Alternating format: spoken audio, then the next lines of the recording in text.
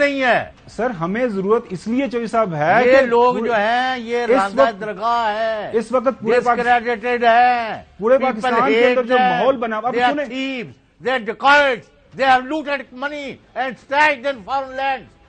Who knows more than you? Khawar گمن صاحب, آپ جیسا بڑا محب وطن, پڑھا لکھا پاکستانی, جٹ فیملی فرام سمبڑیال سیالکوٹ, اس کے لیے اور فوجی بیک گراؤنڈ, اور میں کہیں کہ آپ کو تو ان کے جو جھوٹا پروپیگنڈا ہے اس کو تو کھڑکی سے بھی ہوا کی شکل میں بھی اندر نہیں آنے دینا. ان کو بالکل نہیں آنے دیں گے چوہدری صاحب,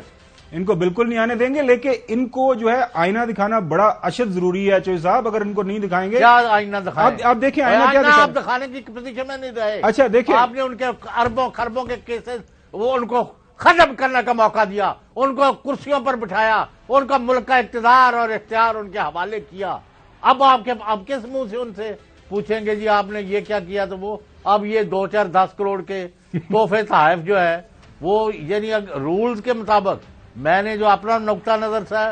اللہ تعالیٰ کو حاضر ناظر جان کے آپ ریکارڈ پر رکھ دیا. اب رحیم پروگرام دی رپورٹرز کے ساتھ میں خاور گمن اور لاہور سے میرے ساتھ چودھری غلام حسین صاحب موجود ہیں. ناظرین, شہید ارشد شریف کے کیس کے حوالے سے مزید جو ہے جو شواہد سامنے آئے ہیں. جو کینیا کی ہیومن رائٹس کمیشن ہے انہوں نے ایک بیان دیا ہے, اور اس بیان کے اندر انہوں نے یہ کہا ہے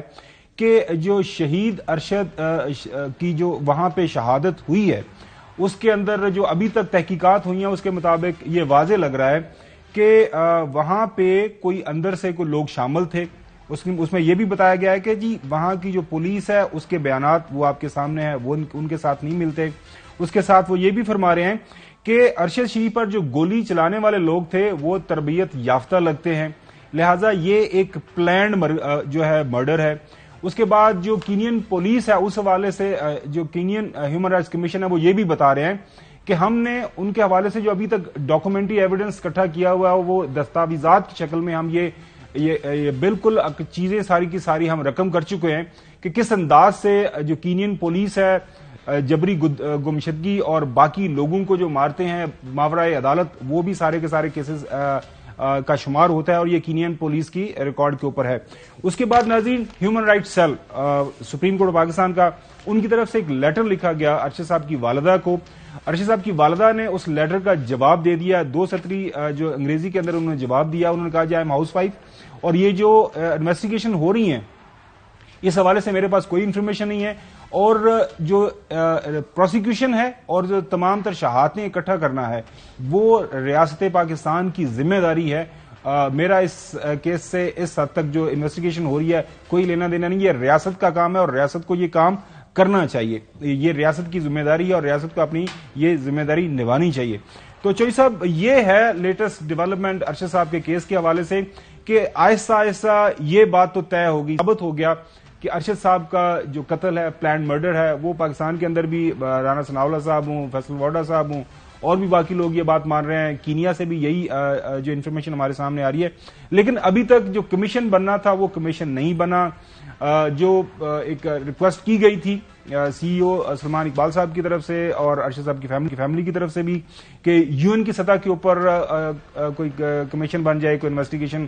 کا کام آگے بڑھے, جو پاکستان کے جو جرنلسٹ ہیں ان کی اس کے اندر کوئی شمولیت ہو جائے. اسی طرح رپورٹرز وداؤٹ بارڈرز کی طرف سے بھی ایک ریکویسٹ گئی تھی کہ جی چونکہ اس کے اوپر جو ہے کینیا کے اندر جو کینین حکومت ہے اور پاکستانی حکومت ہے ان کا کانفلکٹ آف انٹرسٹ ہے, لہٰذا کوئی اس طرح کی انویسٹیگیشن ہونی چاہیے جو فری اینڈ فیئر ہو, امپارشل ہو. جی چوہدری صاحب. نہیں, اس میں تو 2 چیزیں تو بڑی واضح ہیں, کیونکہ جن پراسرار حالات میں یہ قتل کا گنونا فیل کیا گیا وہ جب تک کوئی وعدہ معاف نہ حاصل ہو یا کوئی پیچھے چھپا ہوا ہاتھ نہ ظاہر ہو کسی مجبوری سے, یا بعض اوقات ویسے بھی واردات کر کے جا رہا ہوتا بندہ رکشے پر, وہ اشارے پر روکتے ہیں, ناکے پر روکتے ہیں, تو ان کو بھاگ کے جانا ہے کہ ان کو وہ اس وقت پکڑا جاتا ہے, یا اس طرح کوئی واقعہ ہو جائے. تو جب تک کوئی نئی چیز سامنے نہیں آتی 2+2, قاتلوں اور قتل کے محرکات اور منصوبہ سازوں پر اور ان کی گردن پر ہاتھ ڈالنا ابھی کافی مشکل ہوگا، لیکن مجھے یہ یقین ہے کہ قاتل ایکسپوز بھی ہوں گے اور پکڑے بھی جائیں گے، خواہ وہ پاکستان کے اندر ہوں گے یا کراچی میں ہوں گے یا باہر ہوں۔ بے شک انشاءاللہ ایسا ہی ہوگا۔ ساتھ ساتھ جو ہے وہاں پہ جو وقار احمد نامی ایک جو ایکیوزڈ ہے اس سارے کیس کے اندر، وہ کینیڈین نیشنل ہے، تو اس نے کینیڈین ہائی کمیشن جو کینیا کے اندر وہاں پہ رابطہ کیا اور وہاں پہ جا کے صاحب یہ فرما رہے ہیں کہ میری جان کو خطرہ ہے اور مجھے تحفظ فراہم کیا جائے۔ اب ان کی جان کو کس سے خطرہ ہے؟ اخبارات کے اندر یہ سٹوری چھپی ہوئی ہے، اور یہ ان کو کس سے جان کو خطرہ ہے؟ گومن صاحب جنہوں نے اس کو یوز کیا ہے یا مس یوز کیا ہے، اب اس کو کھرا سے مٹانا ہے کہ نہیں مٹانا؟ بالکل۔ لیکن چوہدری صاحب یہ تو ہو گیا ارشد کا کیس، لیکن پاکستان میں جو اس وقت تماشا لگا ہوا ہے کہ سابق پرائم منسٹر پاکستان تحریک انصاف کے چیئرمین عمران خان کے اوپر قاتلانہ حملہ ہو، یا ارشد شریف کا بے ایمانت جو کینیا کے اندر کیا گیا، اب وہ آپ کو میڈیا سے آہستہ آہستہ غائب ہوتا نظر آ رہا ہے۔ آپ کو جو چیز نظر آ رہی ہے وہ ایک گھڑی نظر آ رہی ہے، وہ توشہ خانہ سے جو خان صاحب نے لی، اس کو مارکیٹ میں بیچا، اس کے بعد جو ان کے پاس پیسے آئے، خان صاحب نے یہ کہا کہ میں نے جو بنی گالا کو سڑک جاتی ہے وہ بنوا لی، لیکن اس کے اوپر کچھ خاص سیکشن آف دا میڈیا جن کو خان صاحب سے بہت زیادہ پیار محبت ہے، وہ اس سٹوری کو لے کے آپ کو پتا ہے انہوں نے پچھلے 24-48 گھنٹے کے دوران جو ہے زمین اور آسمان ایک کیا ہوا ہے، اور اس کے اوپر وہ ایک بیانیہ بنانے کی کوشش کر رہے ہیں۔ اسی طرح ارشد کے حوالے سے بھی آپ نے دیکھا ہوگا آہستہ آہستہ جو دوسرا مین اسٹریم میڈیا ہے، ارشد تو ہمارے دل کے قریب تھا، ہمارا ایئر وائی فیملی کا حصہ تھا، ہم تو اس کے لیے آواز اٹھاتے رہیں گے، لیکن یہ جو ہیں یہ سٹوریز میڈیا سے غائب ہو رہی ہیں اور گڑی والی سٹوری آہستہ آہستہ سامنے آ رہی ہے۔ اب اس حوالے سے جو کل جو مختلف شواہد سامنے آئے کہ پاکستان کے اندر ہے کیا دعویٰ کیا گیا، ایک تو پہلے جو سٹوری کی گئی وہ صاحب جو عمر فاروق صاحب ہیں وہ کہہ رہے ہیں کہ جی میں نے گھڑی دبئی میں خریدی، لیکن پاکستان میں وہ زلفی بخاری صاحب نے جو ڈاکومنٹری ایویڈنس جو ان کے پاس کچھ شواہد ہے انہوں نے کیا میڈیا کو بتایا، یہ سنیں۔ یہی گھڑی یہ جو شفیق صاحب ان کو بیچی گئی، جو بھی توشہ خانہ یا ایسی کوئی ڈیلنگز ہوتی ہیں پرائم منسٹر کا ایم ایس کرتا، پرائم منسٹر خود تو بیٹھ کے نہیں کرتا۔ آپ کہہ رہے ہیں کہ پیسے بینک اکاؤنٹ میں آئے اور اس پر کیپٹل گین ٹیکس دیا ہوا ہے، اس پہ کیپٹل گینز ٹیکس ہے، ان کے ڈکلیئرڈ ہے، ان کے اکاؤنٹس کے اندر، اس میں دو رائے نہیں۔ اچھا مزے کی بات یہ ہے کہ یہ ملک کے اندر یہ گھڑیاں بیچی گئی، یہ آپ نے دو صاحبوں کے بیان سن لیے، اس کے بعد خواجہ آصف صاحب نے بھی یہ بات کہی تھی ماضی کے اندر کہ یہ گھڑیاں پاکستان کے اندر اسلام آباد کے اندر ہی بیچی گئی، یہ بھی سن لیں۔ تحائف کو تحائف نہیں سمجھا جاتا، وہ کاروبار سمجھ کے بازاروں میں بیچے جاتے ہیں، F7 کی دکانوں کے اوپر جا کے بیچے جاتے ہیں یا کسی تھرڈ پارٹی کے ذریعے جو ہے وہ ڈسپوز آف کیے جاتے ہیں۔ میں یہ دو ناظرین یہ سارے بیانات آپ کو سنوانے کا واحد مقصد یہ تھا کہ یہ سٹوری کی گئی بنیادی طور پر اس کی بنیاد یہ بنائی گئی کہ وہ گھڑی یہاں سے فرح گوگی صاحبہ لے کے دبئی گئی، دبئی پہ محترم جو عمر فاروق صاحب ہیں وہ یہ دعویٰ کرتے ہیں، وہ میرے پاس آئیں، وہ بعد میں آپ کو بتاتے ہیں کہ اس کے اندر کتنی سچائی اور کتنا جھوٹ ہے، لیکن یہ جو صاحب ہیں جو کہ آپ کے سامنے ہیں وہ کیا بیان دے رہے ہیں، اور خاص طور پر اون چودھری صاحب کا بیان تو میرے خیال میں کافی زیادہ اس حوالے سے ایک بہت بڑی شہادت ہے۔ لیکن چودھری صاحب اب یہ کہانی جو گڑھنے کی کوشش کی انہوں نے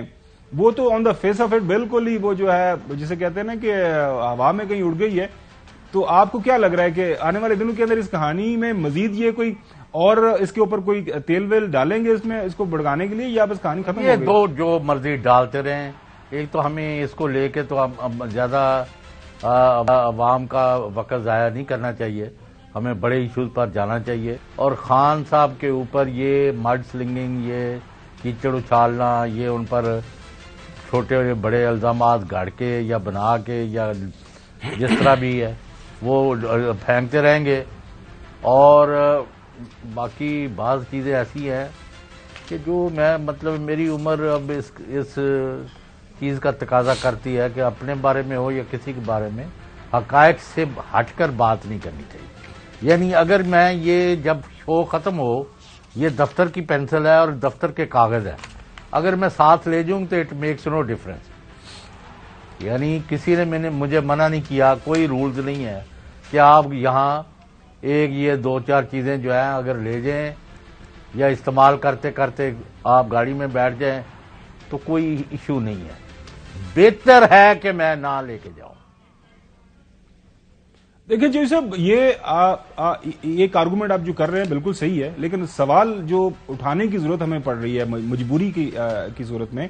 کیونکہ اس کے اوپر اتنا زیادہ ماحول بنا دیا گیا ہے. وہ ایک شخص 26 سال سے وہ کوشش کر رہا ہے سیاست کے اندر کوئی تبدیلی لانے کی، وہ 26 سال سے ایک ہی جو بات کر رہا ہے وہ کرپشن کے خلاف جو بات وہ بنا نہیں ہے خاور گمن صاحب. آج میں وہی عرض کروں گا سر، جو ہے نا بتانا بڑا ضروری ہے. اب جو صاحب ہیں عمر فاروق صاحب، ان کا جو کریکٹر ہے وہ بھی لوگوں کے سامنے رکھنے کی بڑی اشد ضرورت ہے. وجہ یہ ہے کہ ہمیں ضرورت نہیں ہے سر، ہمیں ضرورت اس لیے چوہدری صاحب ہے یہ کہ لوگ جو ہیں یہ راندہ درگاہ ہے، اس وقت پورے ڈسکریڈٹڈ ہے، پورے پاکستان کے اندر جو ماحول بنا. اب سنیں، they are dacoits, they have looted money and stashed in foreign lands.